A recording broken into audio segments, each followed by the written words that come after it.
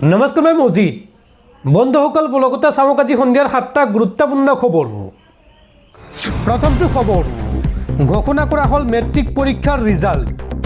আজি পুৱাৰ ভাগতে ঘোষণা কৰা হৈছে হাইস্কুল শিক্ষান্ত পৰীক্ষাৰ ৰিজাল্ট। চাওঁ আহক এইবাৰ টপ 4ত কোন কোন আছে। ঘোষণা কৰা হ'ল মেট্ৰিকৰ ৰিজাল্ট। এইবাৰ প্ৰথম স্থানত আছে জ্যোতিৰ্ময় দাস, শংকৰদেৱ শিশু নিকেতন, পাটাচাৰকুচি বজালী।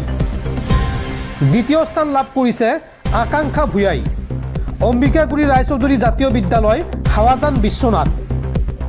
তৃতীয় স্থান লাভ কৰিছে Zia Farha Islam, Little Flower School, Dibrugarh. আৰু চতুৰ্থ স্থান লাভ কৰিছে এইবাৰ Surajit Akhtar, Little Flower School, Nalbari.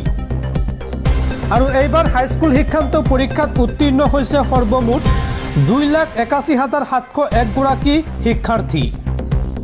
ইয়াৰে প্ৰথম বিভাগত উত্তীৰ্ণ হৈছে 85,189 গৰাকী, দ্বিতীয় বিভাগত উত্তীৰ্ণ হৈছে 1,50,167 গৰাকী শিক্ষাৰ্থী, আৰু তৃতীয় বিভাগত উত্তীৰ্ণ হৈছে 46,345 গৰাকী।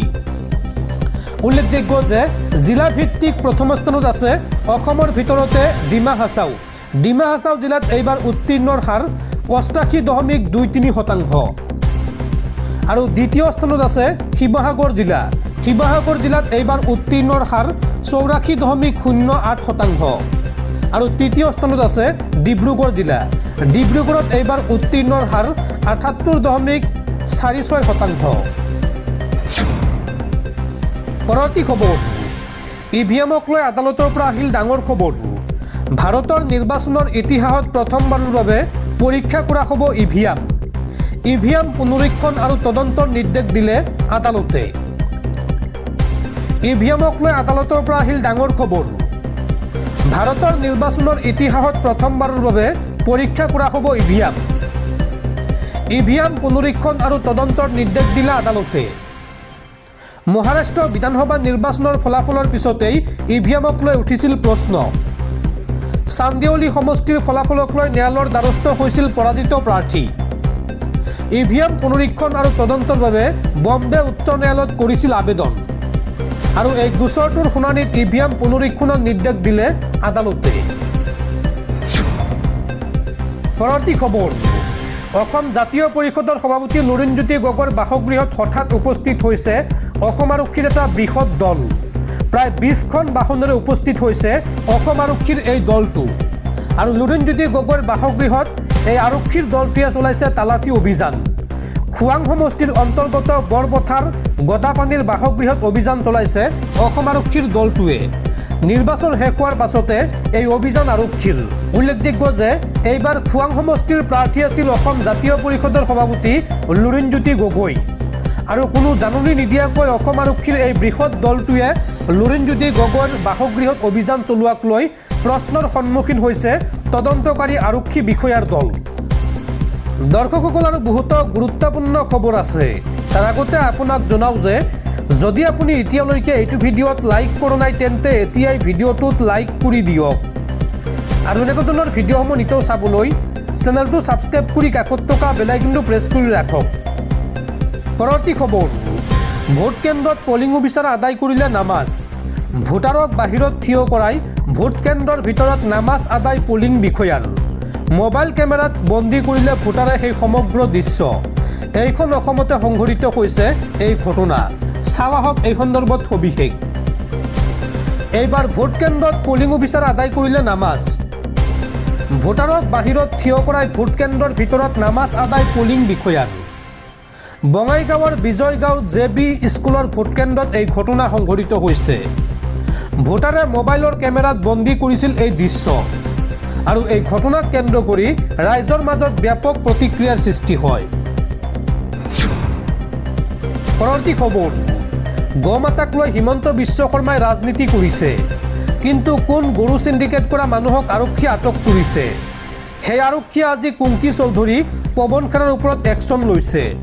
ৰাজীৱ ভৱনত সংবাদমেল পাতি মুখ্যমন্ত্ৰীক এইদৰে কটাক্ষ APCCৰ সভাপতি গৌৰৱ গগৈৰ। পৰৱৰ্তী খবৰ এইবাৰ মেট্ৰিক পৰীক্ষাত ফেল কৰা বা ফলাফলক লৈ অসন্তুষ্ট হোৱা শিক্ষাৰ্থীসকলৰ বাবে জৰুৰী খবৰ। এইবাৰ 3টা বিষয়ত অনুত্তীৰ্ণ হ'লে দিব পাৰিব কম্পাৰ্টমেণ্টেল পৰীক্ষা। আৰু কম্পাৰ্টমেণ্টেল পৰীক্ষাৰ বাবে ক'ত কেনেকৈ কৰিব আবেদন, ইয়াৰ নিয়ম কি চাওঁ আহক। মেট্ৰিকৰ ফলাফলক লৈ সন্তুষ্ট নহ'লে কৰিব পাৰিব আবেদন। এইবাৰ 3টা বিষয়ত অনুত্তীৰ্ণ হ'লে দিব পাৰিব কম্পাৰ্টমেণ্টেল পৰীক্ষা। আবেদন কেনেকৈ কৰিব আৰু ইয়াৰ নিয়ম কি চাওঁ আহক। 13 এপ্ৰিলৰ পৰা উত্তৰ বহী পুনৰ নিৰীক্ষণৰ বাবে কৰিব পাৰিব আবেদন। অনলাইনৰ জৰিয়তে কৰিব লাগিব আবেদন। আৰু শিক্ষাৰ্থীয়ে বিচাৰিলে সকলো বিষয়তে পুনৰ দিব পাৰিব পৰীক্ষা। এইবাৰ ফলাফলত 3টা বিষয়ত ফেল কৰিলে দিব পাৰিব কম্পাৰ্টমেণ্টেল পৰীক্ষা। আৰু নতুন শিক্ষানীতি মতে অহা বৰ্ষৰ পৰা নাথাকিব কম্পাৰ্টমেণ্টেল ব্যৱস্থা। অহা বৰ্ষৰ পৰা আৰম্ভ হ'ব গ্ৰেড দিয়াৰ ব্যৱস্থা।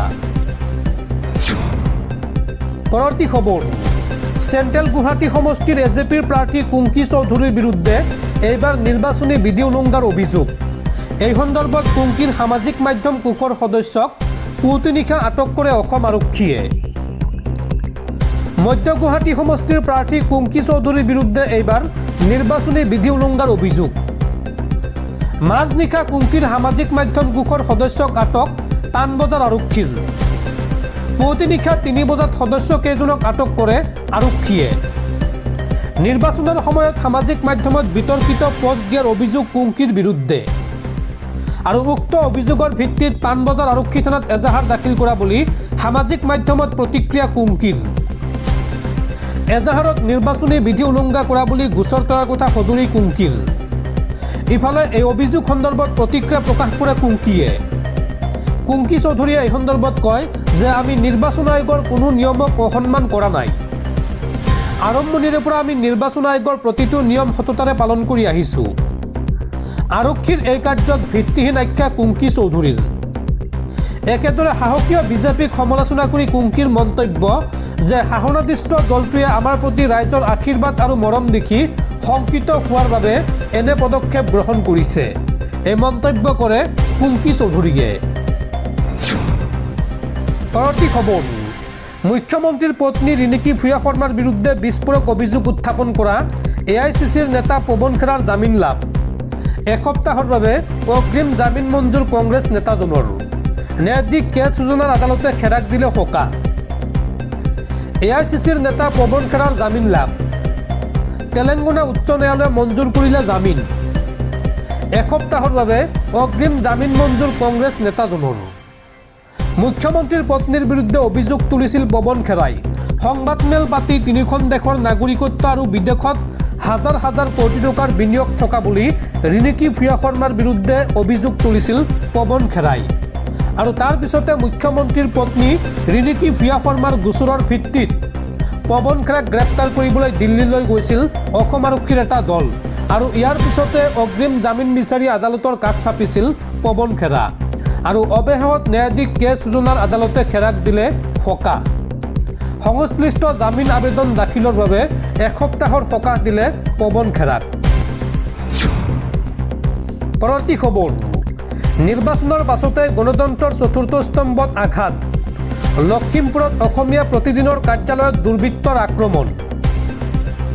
বিধানসভা নিৰ্বাচনৰ ভোটগ্ৰহণ সমাপ্ত হোৱাৰ 24 ঘণ্টা নহওঁতেই শুকুৰবাৰে পুৱতি নিশা উত্তৰ লখিমপুৰস্থিত আগশাৰীৰ অসমীয়া দৈনিক কাকত অসমীয়া প্ৰতিদিনৰ কাৰ্যালয়ত অচিনাক্ত দুৰ্বৃত্তই এক আক্ৰমণ সংঘটিত কৰে।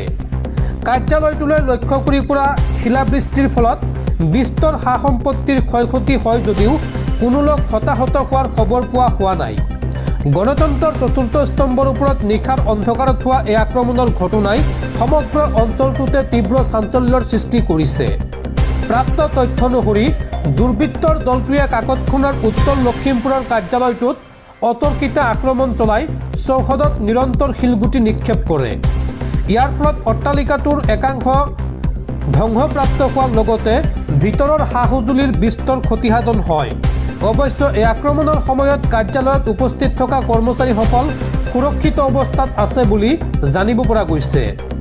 কাকতখনৰ কৰ্তৃপক্ষৰ মতে তেওঁলোকৰ নিৰপেক্ষ আৰু আপোচবিহীন সম্পাদকীয় নীতিয়ে একাংশ লোকৰ মাজত অসন্তুষ্টিৰ সৃষ্টি কৰাৰ পৰিণতি স্বৰূপেই এই আক্ৰমণ সংঘটিত হোৱা বুলি সন্দেহ কৰা হৈছে যদিও আক্ৰমণৰ প্ৰকৃত কাৰণ সন্দৰ্ভত এতিয়াও আনুষ্ঠানিকভাৱে কোনো তথ্য স্পষ্ট হোৱা নাই।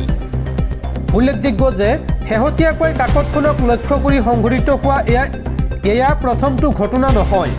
যোৱা 25 মাৰ্চত শিৱসাগৰ জিলাতো দুৰ্বৃত্তই অসমীয়া প্ৰতিদিনৰ বিতৰণৰ বাবে নিয়া এখন বাহন আবদ্ধ কৰি কাকতসমূহ কাঢ়ি নি পথৰ মাজত জ্বলাই দিছিল। এনেদৰে এটাৰ পাছত এটাকৈ সংবাদ প্ৰতিষ্ঠানৰ ওপৰত হোৱা আক্ৰমণৰ ঘটনাই সমগ্ৰ ৰাজ্যখনতে সংবাদ মাধ্যমৰ নিৰাপত্তা আৰু প্ৰেছৰ স্বাধীনতাক লৈ সচেতন মহলৰ মাজত তীব্ৰ উদ্বেগ প্ৰকাশ পাইছে। উত্তৰ লখিমপুৰৰ এই শেহতীয়া ঘটনাটোক বিভিন্ন দল সংগঠন তথা ৰাইজে কঠোৰ ভাষাৰে গৰিহণা দিছে।